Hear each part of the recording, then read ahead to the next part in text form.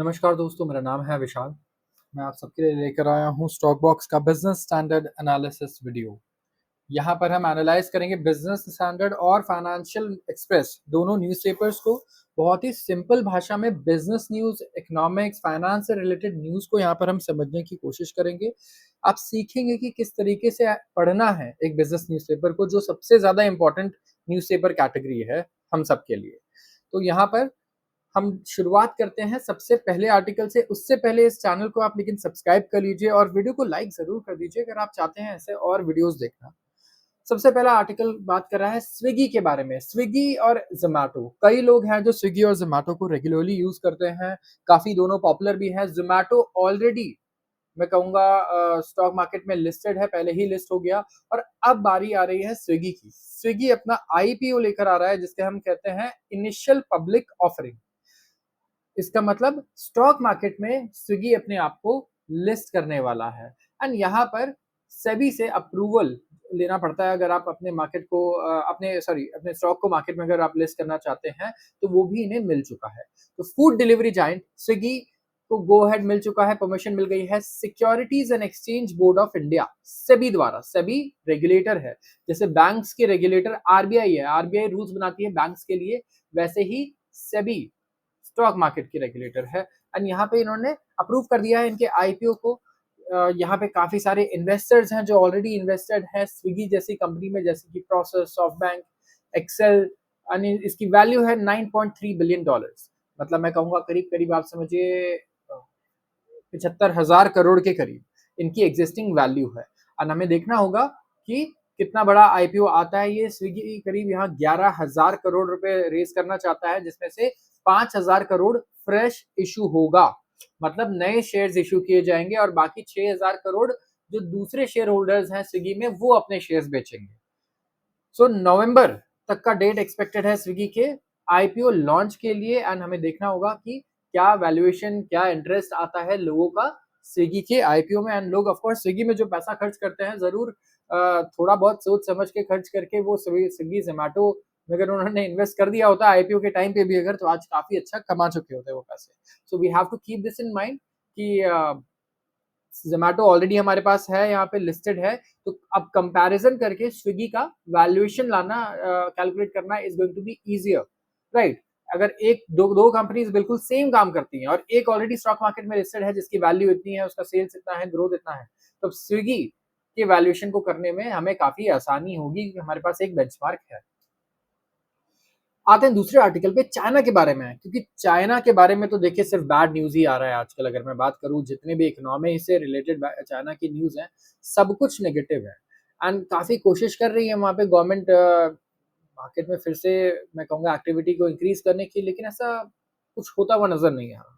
अब चाइना के central bank ने एक बहुत बड़ा package monetary stimulus measure announce किया है, जिससे दुनिया की सेकंड सबसे बड़ी इकोनॉमी को यहाँ पे क्या करेंगे, रिवाइव करेंगे। रिवाइव करने का मतलब फिर से ग्रोथ की ट्रेजेक्टरी पर लाएंगे, जो वहां स्लो डाउन आ गया है उससे वापस से ग्रोथ की तरफ लेकर जाएंगे।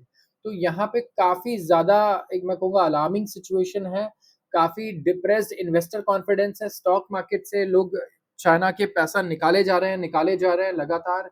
एंड इंडिया में जहां पैसा आ रहा है, पूरी दुनिया भर में पैसा आ रहा है, लेकिन चाइना में उल्टा है। चाइना के स्टॉक मार्केट से इस वक्त पैसा बाहर जा रहा है। तो वहां के जो सेंट्रल बैंक है वहां पे भी उन्होंने कहा है कि वो शॉर्ट टर्म इंटरेस्ट रेट को कट करेंगे और इन्होंने कहा है कि जो पैसा बैंक्स होल्ड करते हैं रिजर्व में, ये उसको भी कट करेंगे, लोएस्ट लेवल पे लेकर आएंगे सिंस 2018। मतलब बैंक्स को कहा जा रहा है कि पैसा आपके पास रहना नहीं चाहिए, पैसा होना चाहिए किसी और के पास। वो आप बिजनेस को दो, वो आप आम आदमी को दो, किसी को भी दो, लेकिन जितना हो सके उतना लोन दो, ठीक है। और चाइना की इक्विटी मार्केट भी मैं कहूंगा बिल्कुल इस टाइम पे बिलीगर्ड है, परेशान है, बिल्कुल 5 साल के लो पे चल रहा है वहां पे इक्विटी मार्केट भी। एंड सेंट्रल बैंक चीफ जो है उन्होंने पैकेज अनवील किया और कहा कि जो प्रॉपर्टी सेक्टर है हमारा, सबसे जो मैं कहूंगा सबसे बुरी हालत जिसकी है चाइना में, वो है प्रॉपर्टी सेक्टर। उसके लिए भी बात की गई कि यहाँ पे इस प्रॉपर्टी सेक्टर के लिए भी स्टिमुलस लाया जाएगा।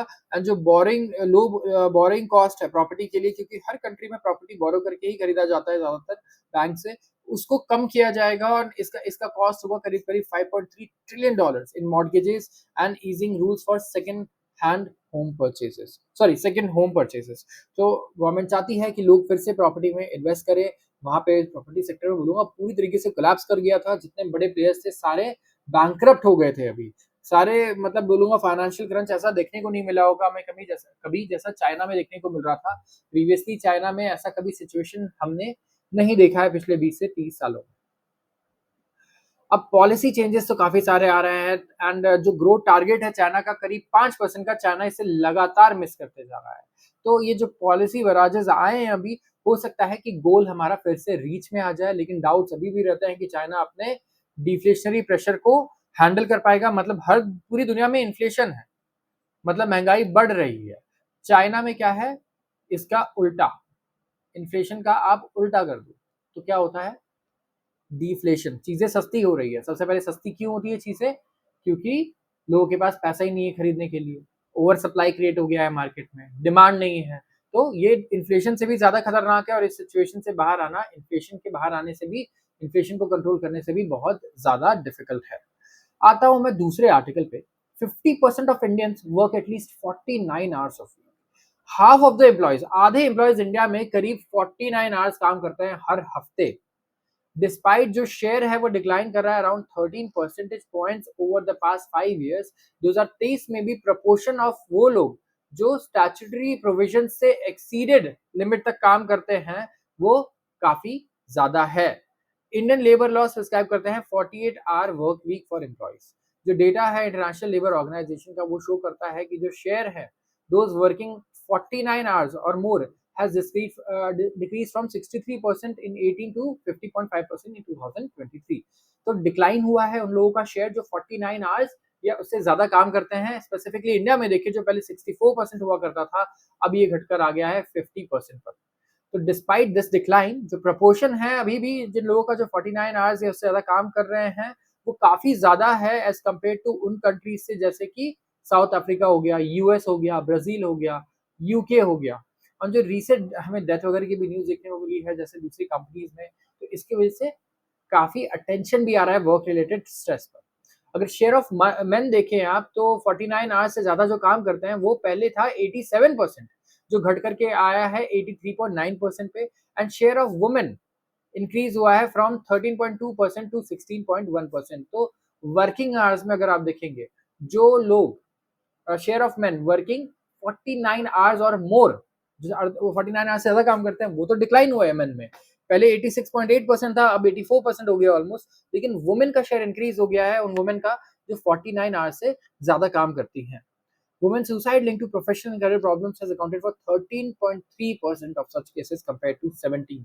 तो ये भी यहाँ पे भी कुछ मैं कहूँगा इम्प्रूवमेंट हुई है। एंड क्योंकि अभी हमें इस तरीके की न्यूज वर्क रिलेटेड स्ट्रेस से रिलेटेड काफी सारी चीजें गवर्नमेंट डिस्कस कर रही है कि किस तरीके से गवर्नमेंट कुछ इनिशिएटिव्स लेगी यहाँ पे जहाँ पे वर्क रिलेटेड स्ट्रेस को कैसे मैनेज करना है ये लाया जाए करिकुलम में बच्चों के, जब भी वो कॉलेज में है अगर या फिर वो प्रोफेशनल कोर्सेज कर रहे हैं तो भी। एंड कंपनीज भी इस पर ध्यान दे कि किस तरीके से वो इस चीज को सॉल्व कर सकती है, हेल्प कर सकती है एम्प्लॉयज की। तो महाराष्ट्र, जैसे महाराष्ट्र में अगर आप देखेंगे तो हाईएस्ट नंबर ऑफ केसेस हैं across states and union territories, जहाँ पे 30.7% इन टोटल जो लोग हैं ओवरऑल यहाँ पे हमें देखने को मिलता है वर्क रिलेटेड प्रॉब्लम्स जहाँ आती हैं। Let's say people committing suicide due to professional reasons या फिर इनडायरेक्ट या डायरेक्ट कहीं वर्क रिलेटेड इशू हो। तो काफी बड़ा अगर आप देखें यहाँ पे शेयर है, तो we have to work on this and we have to see कि हम कैसे ये कर सकते हैं। आते हैं अगले आर्टिकल पे। S&P pegs GDP growth at 6.8%, expects RBI to cut rates in October. S&P Standards and Poor's global rating agency है। जैसे आपकी क्रेडिट कार्ड रेटिंग होगी, क्रेडिट रेटिंग होगी, है ना। अगर आपकी क्रेडिट रेटिंग अच्छी है तो आपको लोन सस्ते दामों पर मिल जाएगा। और यही नहीं, आपको लोन भी ज्यादा मिल जाएगा। अगर आपके सामने वाले जिसकी पुअर क्रेडिट कार्ड रेटिंग है उसे 1 लाख मिल रहा है, आपको 2 लाख मिल जाएंगे। वो अगर 15% दे रहा है तो आपको 12% मिल जाए। ये एक एग्जाम्पल के तौर पे मैं बता रहा हूँ। तो वैसे कंट्रीज और कंपनीज दोनों की रेटिंग होती है। तो S&P ग्लोबल रेटिंग्स ने इंडिया का जीडीपी फोरकास्ट किया है एंड इसमें इन्होंने रखा है, कहा है कि जो करंट फाइनेंशियल ईयर का है यह 6.8%।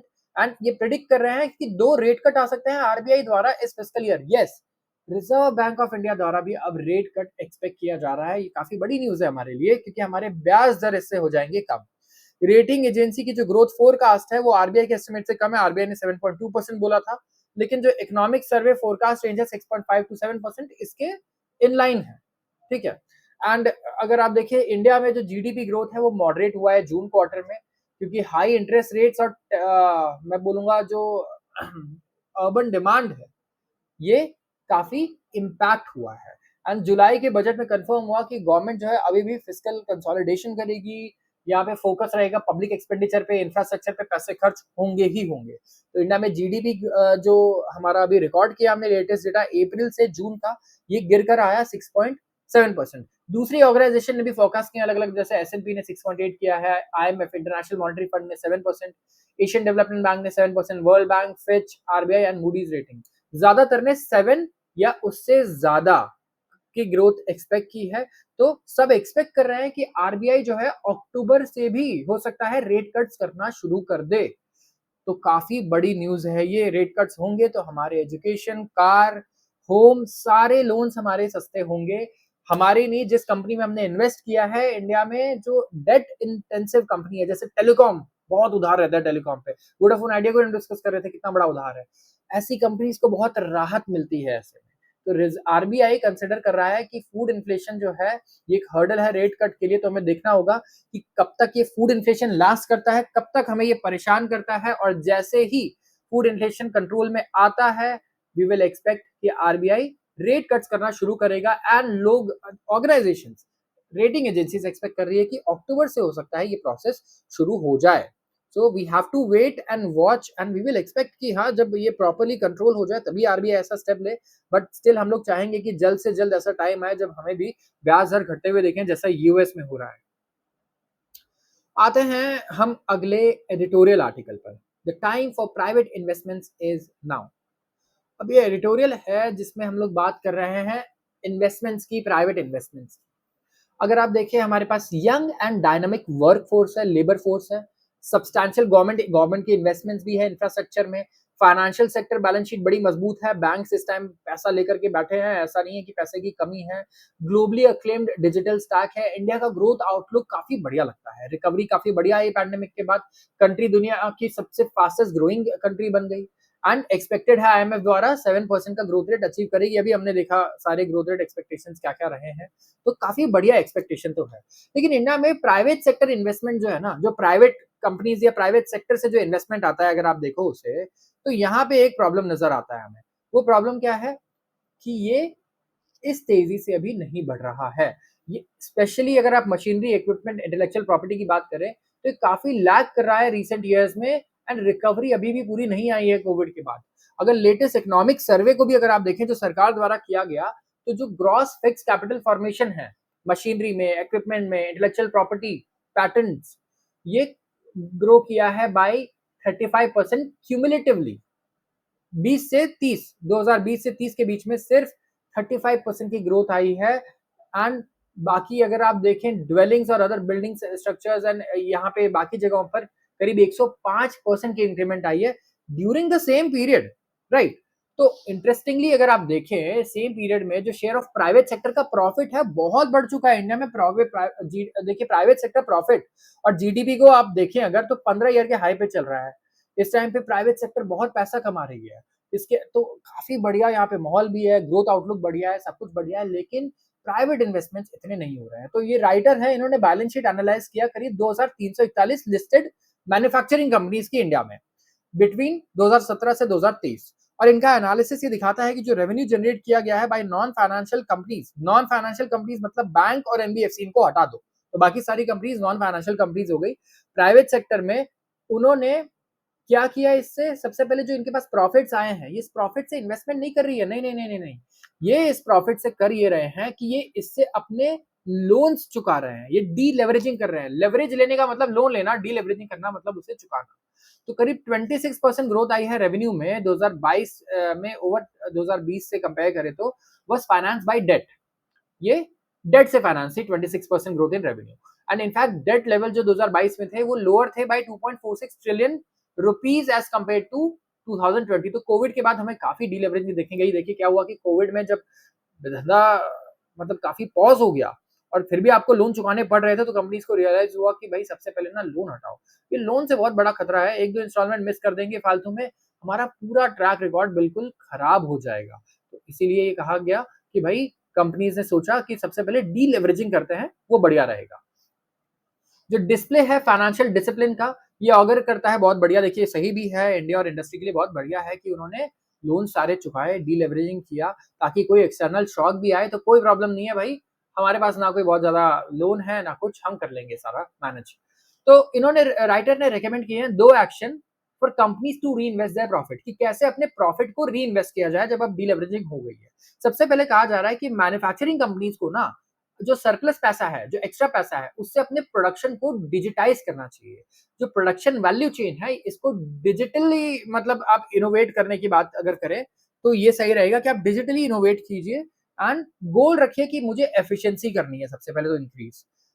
हम एफिशिएंटली डिज़ाइन करें, building and selling innovative products लेकर आएँ, ताकि इनोवेटिव प्रोडक्ट्स अगर आप बनाते हो ना, तो फिर आप इंडिया नहीं, आप पूरी दुनिया में अपना सामान बेच पाओगे। क्योंकि दुनिया में आप देखिए कि इंडिया को अगर आप कंपेयर करें तो बहुत बड़ा मार्केट है, ग्लोबल मार्केट, और पैसे भी डॉलर्स में मिल रहे हैं हमें, राइट?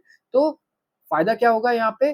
इनोवेटिव प्रोडक्ट्स होंगे तो कंपनीज़ ग्लोबली भी कम्पीट कर पाएँगी। इसके अलावा जो हमारे पास और सरप्लस प्रॉफिट है, उसे यूज़ करना चाहिए कि हम वेरियस स्कीम्स को डिप्लॉय करें, जो एम्प्लॉयमेंट लिंक्ड इंसेंटिव पैकेज है, जो एफवाई 20 के बजट में आया, 25 के बजट में, जिससे हम एक एम्प्लॉयबल मैन्युफैक्चरिंग वर्कफोर्स बना सकें। और अगर कुछ फर्दर डिले कर रहे हैं आप प्रॉफिट्स को रीइन्वेस्ट करने में, तो इससे क्या होगा, आपकी जो कम्पेटिटिवनेस है एंटरप्राइज़ की, वो खत्म हो जाएगी and the economy as a whole, क्योंकि सामने वाला ज़रूरी नहीं है कि वो भी वेट कर रहा होगा। वो हो सकता है कि पूरा इनोवेशन पे अच्छे से खर्च करे और वो डिजिटाइज़ करे अपने प्रोडक्शन प्रोसेस को और ये सारी चीज़ें करे। तो यहाँ पे रेस इज़ अगेंस्ट टाइम, क्योंकि आपके कंपीटिटर्स यहाँ नहीं रुकने वाले हैं।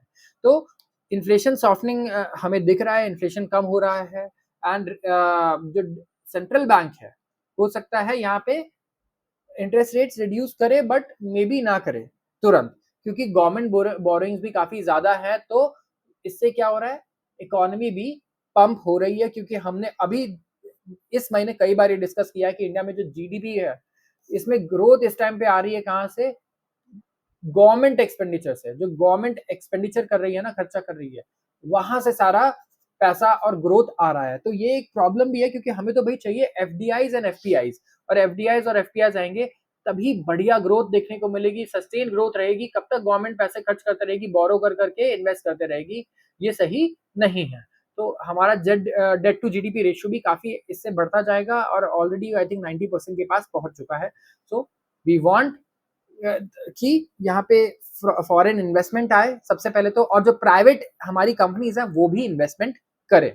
तो प्राइवेट सेक्टर को यहाँ कंट्रीब्यूशन ज़रूर करना चाहिए। तो आज के लिए बस इतना ही। अगर आपको वीडियो पसंद आई हो तो ज़रूर इसे लाइक करें और चैनल को सब्सक्राइब करना बिल्कुल भी ना भूलें। आप सबका बहुत-बहुत धन्यवाद।